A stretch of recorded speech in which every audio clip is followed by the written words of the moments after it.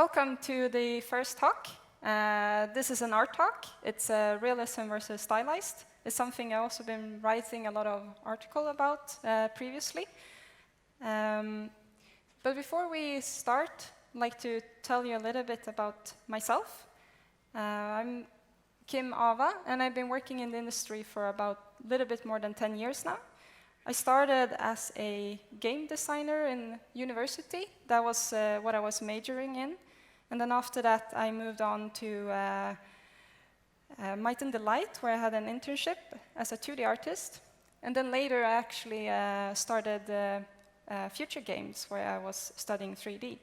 And that's how I basically started my career with making 3D art for game, with the first project, the Xsolla project. And then I had my proper first job at Guerrilla Games, working on the first Horizon Zero Dawn. And then after that, I tried a little bit of VR with Apex Construct. And then for the past 5 years, I've been with DICE, working on Battlefield. And then I'm also sometimes doing talks like this. Now it's been a while since I've done this, like pre-pandemic, but yeah. I hope I still have it in me to keep going with this talk. So this is the agenda for today. We're going to look at the Gestalt Principle, realism, then stylized, and then go into a comparison and then a conclusion. And you will see these titles in the corners. You can keep track on where you are in the presentation.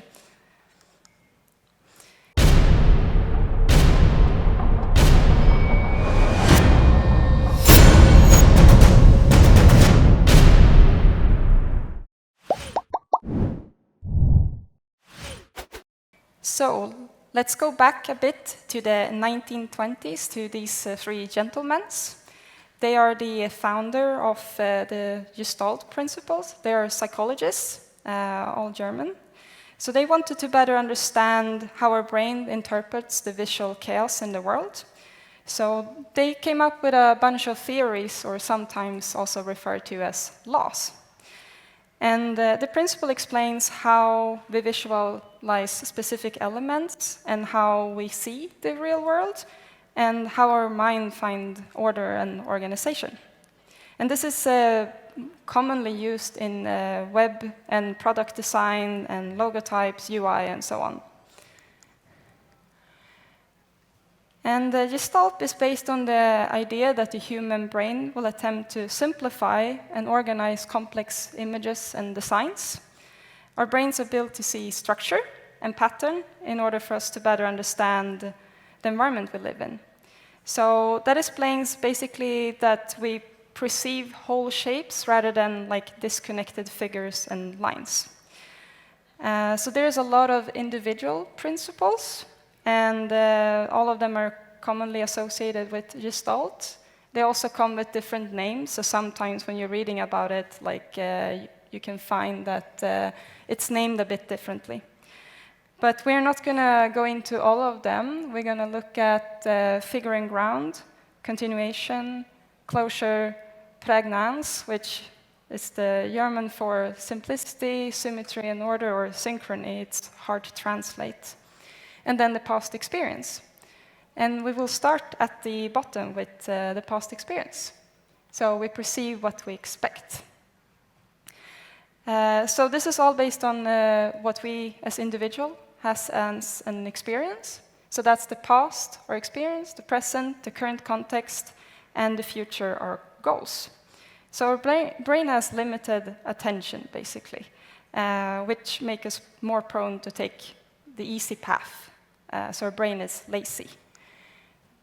So I'd like you to imagine that you're an architect for a moment, and you're handed a building plan that looks like this. It's a top-down with silhouettes of the building. Then, now you're imagining that you're working with advertising, and someone tells you, can you make a billboard with this word? And you're handed exactly the same paper. So now you should be able to see a word, life. And if you can't, it's in the white area.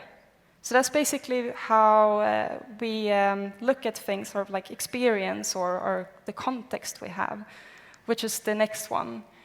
Everyone who knows the English language will be able to read this as the cat, because we have the context. We know that this is a word in English.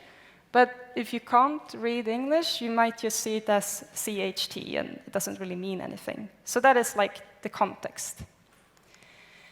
And then our goal. Our mind are very goal-oriented, so we tend to not notice everything that is around us. So if you imagine that you're helping me now constructing like IKEA furnitures, because I'm Swedish, of course, that's what we do all the time. And I tell you that, well, I need some scissors to open the package. And you go and fetch the scissor for me in a drawer, and you open the drawer and you see this. And you grab the scissor, and you come back, and I'm like, oh, we need a ruler as well. We need to see if it actually fits in the corner. And also a screwdriver to assemble it. Now, most people, or adults at the very least, wouldn't be able to tell if there was anything else in the drawer, because we are so goal-oriented. We're looking for the scissor. But there is exceptions, of course. Some adults that would be able to tell you what else was in the drawer, and kids especially, because they are more curious and tend to be easily distracted. So they would be able to tell us more than that there was a scissor in the drawer. So that's basically what we perceive, what we expect. And then you have figuring ground. And this is a very common composition tool that we use. So you have the figure, which is the foreground, which is the primary attention. And then you have the ground, the background, which is everything else. It's quite simply just anything that you're not having focus on right now. And this principle describes how our visual system like to structure and separate the visual field. So as you see here, the figure is the primary attention, and the ground is everything else. But sometimes the background can temporarily become the figure, and to grab the attention. As you can see here, you can have either the vase, which is the white area, or you have two faces facing each other, depending how you see it. And it's made to just grab the attention. And we do this with games a lot, by temporarily having the effects or quest markers or HUD flashes or anything that is temporarily grabbing your attention, switching it to the figure, and then becoming the background again. In figuring ground, it's also something we commonly talk about in art, that it's important to have a strong silhouette. And people who know the Zelda franchise would be easily recognizing this as Link. It's a very strong silhouette. And we like strong silhouettes in everything we do, even if we're doing animation, VFX, or just background hero pieces and so on. So figuring ground is on many layers and levels in everything we do. And then you have continuation. So our brain assumes a lot based on our previous and current context. And as I mentioned, the brain is a pattern maker. And we perceive patterns even when they're not there. Like with the arrows going down the screen, we will just assume that it's continuing beyond what we can see. Or with the texture you have here in the background, like the brick and the plaster. If you have a broken wall, like a plaster wall, and you see some bricks, we'll just assume based on the context and experience that there will be more bricks underneath as well. So this principles is basically how our brain resolves ambiguity and filling in missing data. And in this screenshot from Red Dead Redemption, you can see how the railway is continuing beyond the monitor or horizon.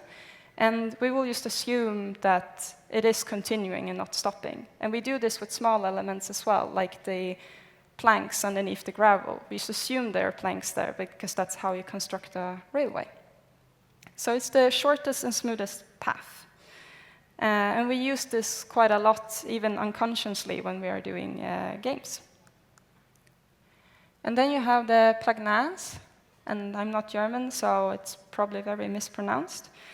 Our brain prefers things that are simple, and as I said before, the brain is lazy. So clear and in order less time to process, which means less danger. And this is going back to our primal brain.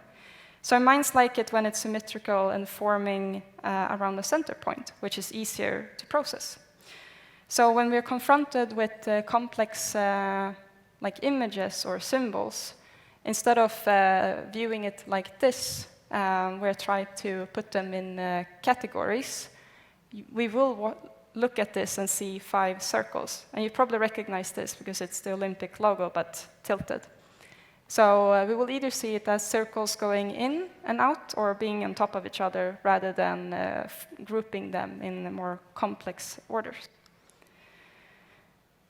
And then we have closure. It's our mind's ability to fill in the missing blank figure form, subject, or pieces. And this is a very well-known logo, the Wildlife Foundation logo. And we will assume that between the ears there's a cap for the head and that doesn't have a mohawk or anything else, because based on context since previously, a panda's head is ending there. And we have the same with the symbol in the top, it's actually a black triangle on top of a white lined triangle. We will assume that there is a triangle there because our mind will close the context for us. And we do this with text as well. So if you haven't read the text yet, it says, can you read this text? Then it's because your brain is filling in the blanks. And it's completely misspelled, but because you know English, you will still read it and understand it. It's the same with this picture, or painting by John Metzinger. Even though everything is just dots, you will see this as trees and a riverbank behind.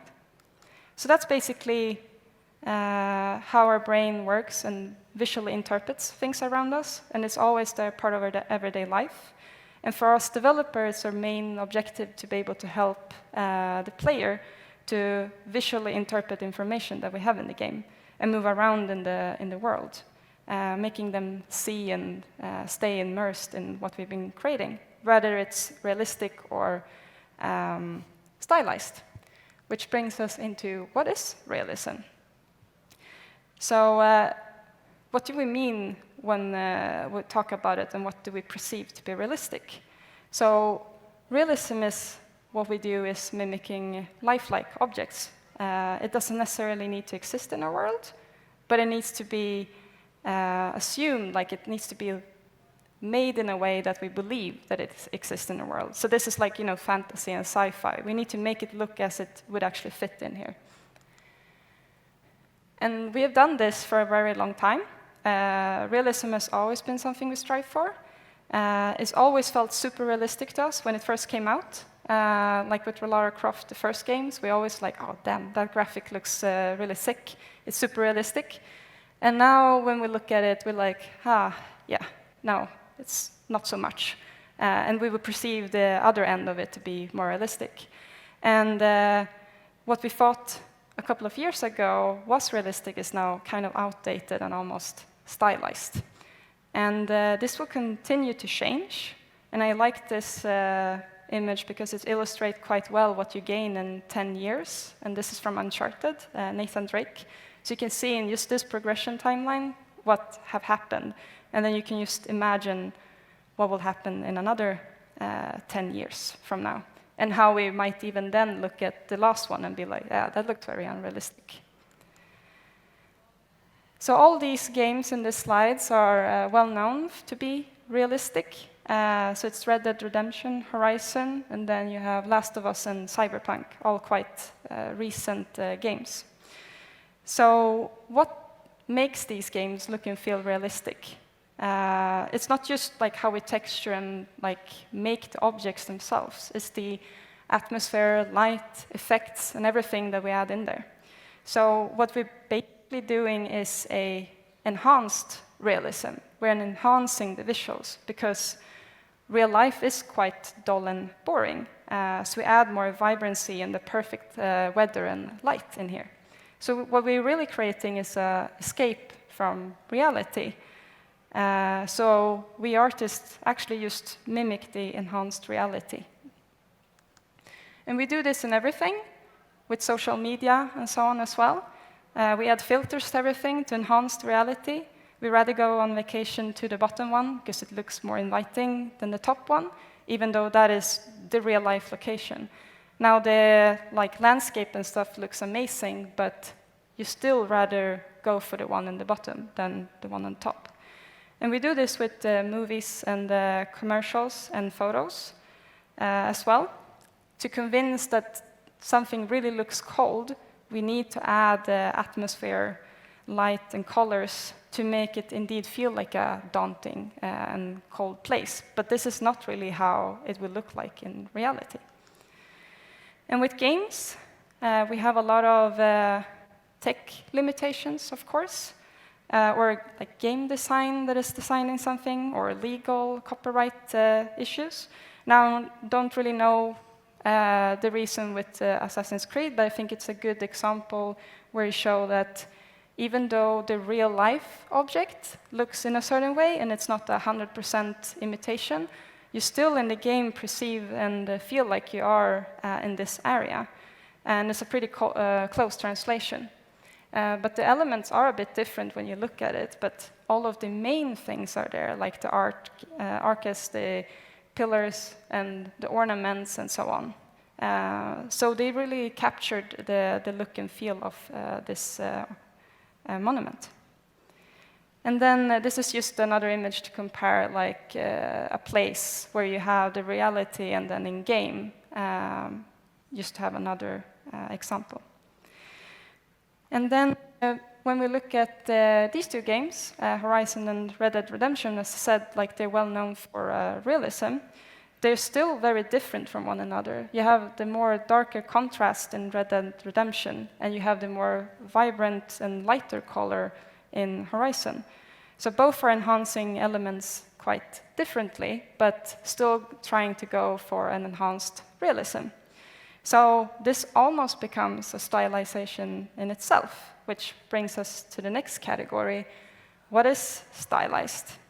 So as the word indicates, it's usually a play on like depicting a certain style, making something non-realistic. It has been stripped from all the small and fiddly details, defined way of representing an object, and it plays on the shape and form. But stylization isn't just a term we use in art for games. It's basically what we mentioned before with the Gestalt. It's pragnans. So it's simplifying what we see. And all of these examples are also well known for the stylization. They're very different, though, if compared to when you look at realistic games where it's like mimicking life. So when you look a bit deeper into stylization, you start noticing that it's quite complex how you translate shape and form into something that we would recognize as the original intention. So an artist needs to have a strong understanding of color design and shape and form in order to do stylization. So it's a bit tougher to define what is stylization because it can look so different. So stylized game art has also changed throughout time. So this is just to show that what was like very limiting, very low poly once, we can now use the same techniques as we do when we do realistic art. So many years ago, PBR came, and when I started my career, PBR wasn't even a thing for realism. So it kind of changed everything.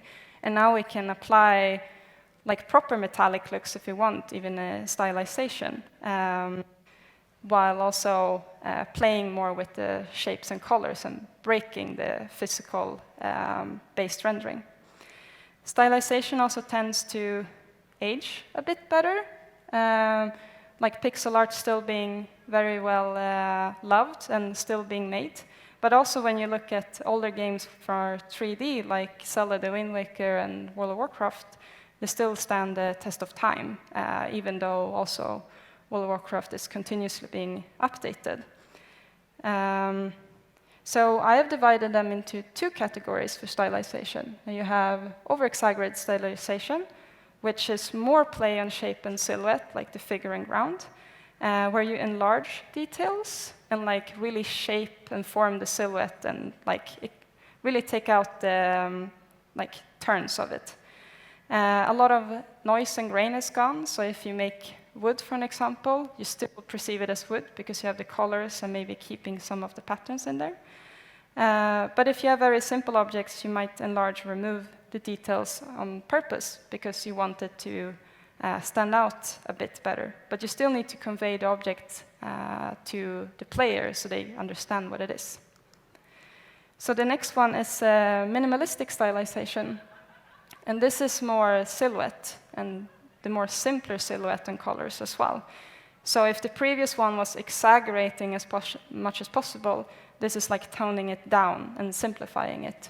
And we're usually left with very flat and limited like color palettes and shapes. But because of our already existing experience as we live in the real world, we will still see the bottom image from Journey as a desert because we know that sand is red, brownish, orange, and the same with the rocks, even though it's missing a lot of that noise and grain and ripples. Same with the character cloth. We still perceive it as they having something on them as cloth. So this is just a comparison between the two styles. Both of them like the same area. And you will perceive this as an indoor environment, even though the background has shifted with more details in one and less details in the other.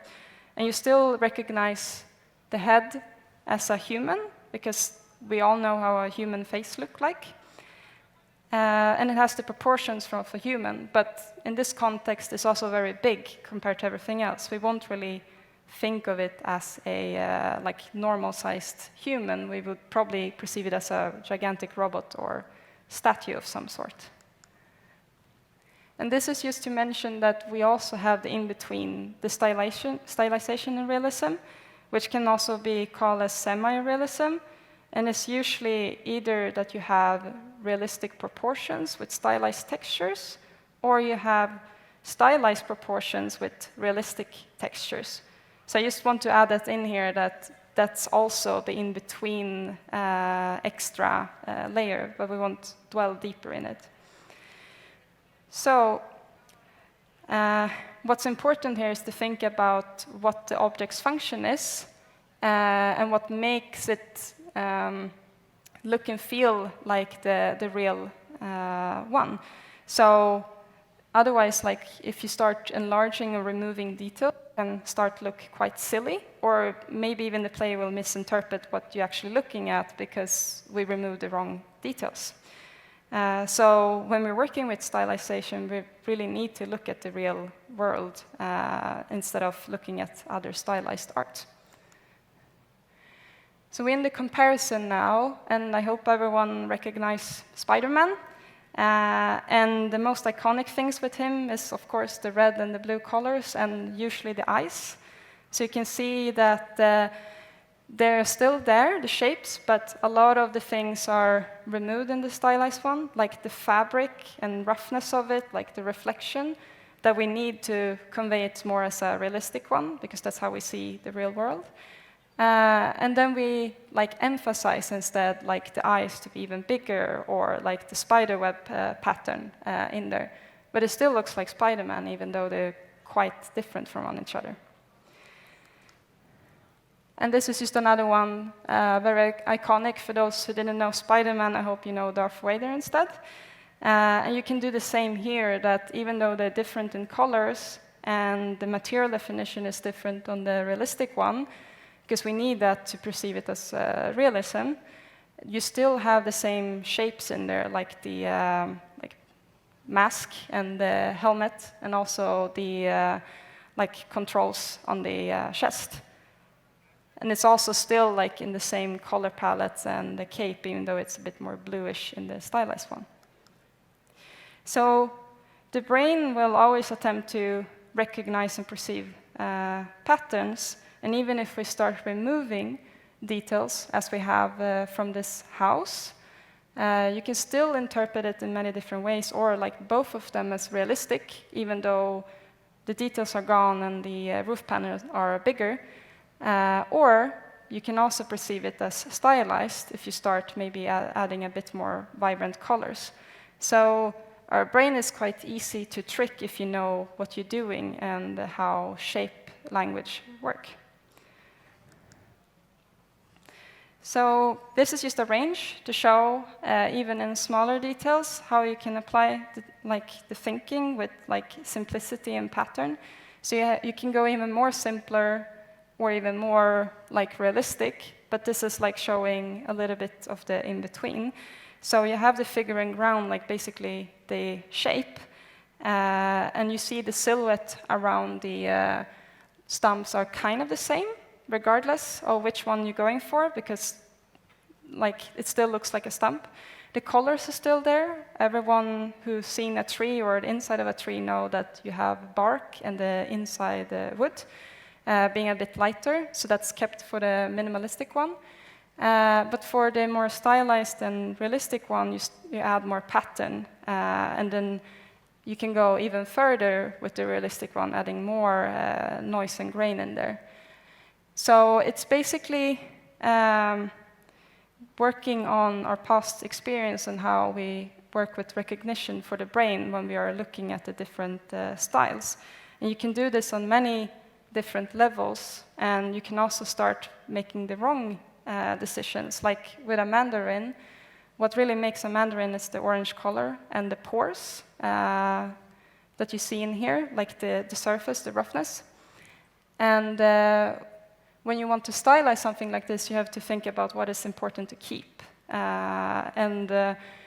What you could do here when it goes wrong is that if you don't have the pores in there, even if there are just a few of them in the stylized one, you start removing that and a little bit maybe of the wrinkle, and then you go a bit more red, you will start having a tomato. So it's quite important to think about even the smaller differences that you have in objects as well.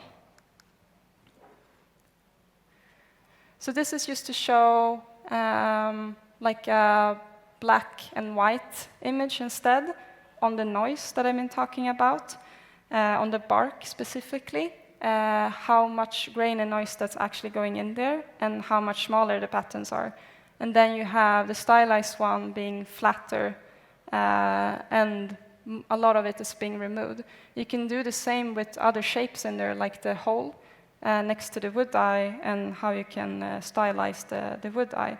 It's just playing on the same principle.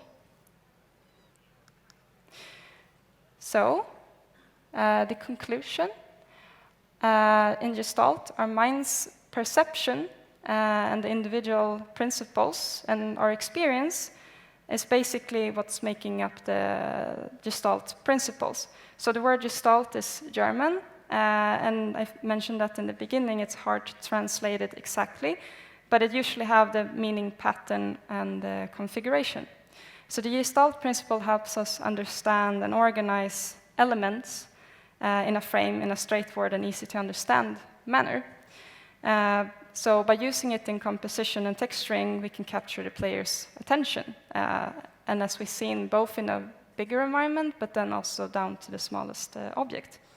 So as a developer, it helps to look at the world and break it down into shapes and forms, like the real world, to define our art direction. So the perception will heavily vary depending on who you talk to as well, like our background and previous experience, so it's very individual. So common examples is like the traffic light. Everyone knows that red is stop and yellow, orange is wait, and then green is go. And it's the same with black and white, where white is usually pure and life, and black is death and evil. But that can also be the complete reverse, where in some culture that is actually the complete opposite. So we have to be careful when we try to simplify and also looking at things. So this is a famous misquote within Gestalt: the whole is greater than the sum of its parts. Also sounds very mathematical. The actual quote is the whole is something else than the sum of its parts. But this actually just means that if you can understand the parts, the theory behind things, you can understand the whole, like actually how we get there to the final art as well. So if you understand the how and the why, then you can just put the rest together. And then if you look at just realism versus stylized, this is a very common subject. You can read on it like on forums and as well, like what is better, realism or stylized.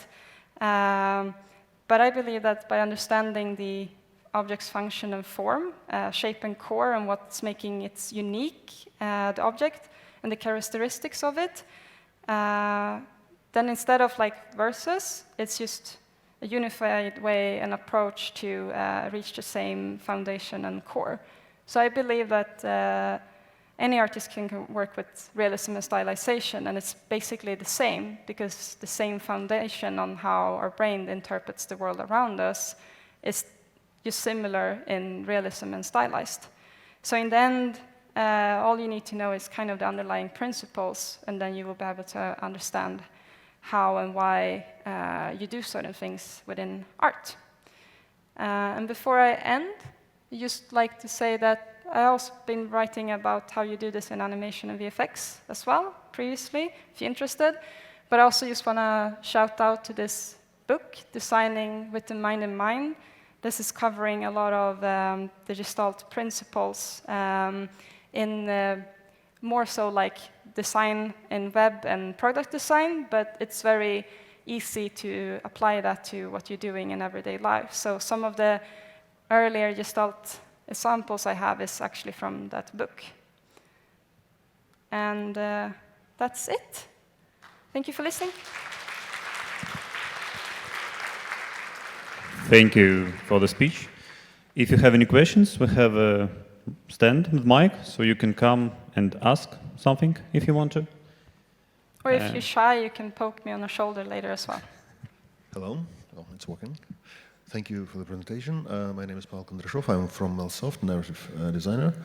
I wanted to ask, have you ever experienced like a battle, I don't know, with a business department or maybe inside our department about what approach to take, more realism or more stylized art? And the second question, if I may, what personally do you prefer? Like for games? Thank you. So yeah, there's always discussions, of course, what's better. I think in a workplace it's usually always decided quite early on what you're going for, realistic or stylized. But it's a very common thing I get asked by students, like, should I have stylized things or realistic things in my portfolio? And I hear a lot of other people giving the feedback, well, if you apply for this company, you should only have this or that. But I think if you can have both, and I like to work with both. I always do. Like, even if I work with realism now, in my spare time, I work with stylized. And if the time when I was working with stylized, then I sit at home and do realism. So I'm always working with both of them. But I know that it's always like a little bit of a battle between artists, what they prefer to work with, if that answers your question. Thank you. Any other questions? Okay, then let me ask. Oh, you can. Sure, of course.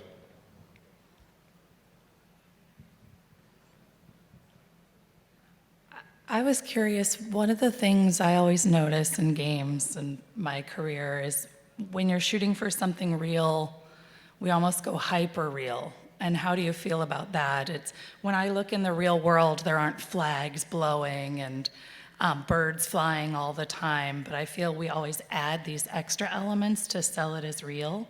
And I wondered how you thought about that.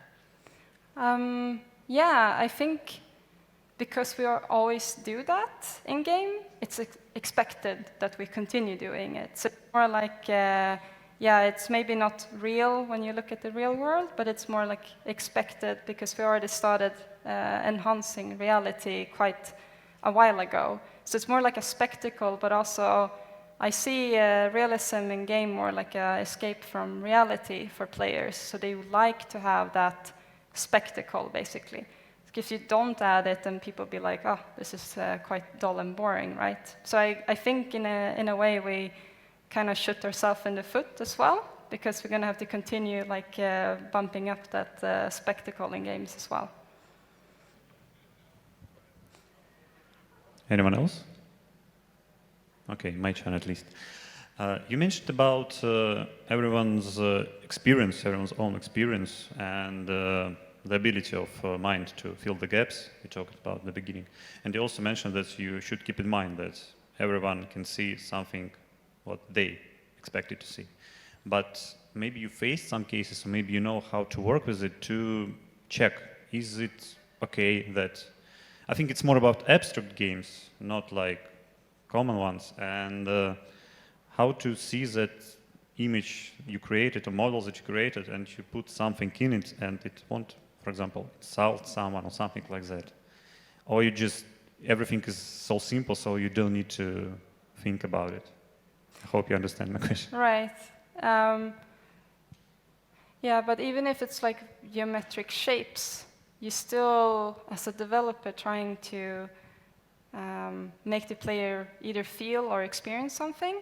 And whatever that is, like even if it's just circles or squares flying, you're still trying to make someone, when they're playing, just having that experience. So if it's a burst of a lot of squares, people will probably still make that connection to maybe something like that is with fire or an explosion or something else. So it's, regardless how simple you go, it's still connected to what we already have as a perceived experience when you're looking at something. Even if you as a player don't consciously think about it, oh, this looks like fire, it still tells you something because it's moving in a similar motion, or like having the fast explosion in there.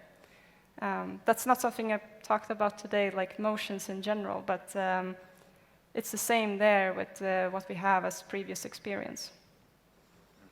Okay, thank you. And what about the whole mood of the game, depending on what style you choose? Maybe it's too simple to say, but more like games for children, let's say that, or something simple, usually stylized, and some realistic games are, like serious games are more realistic style.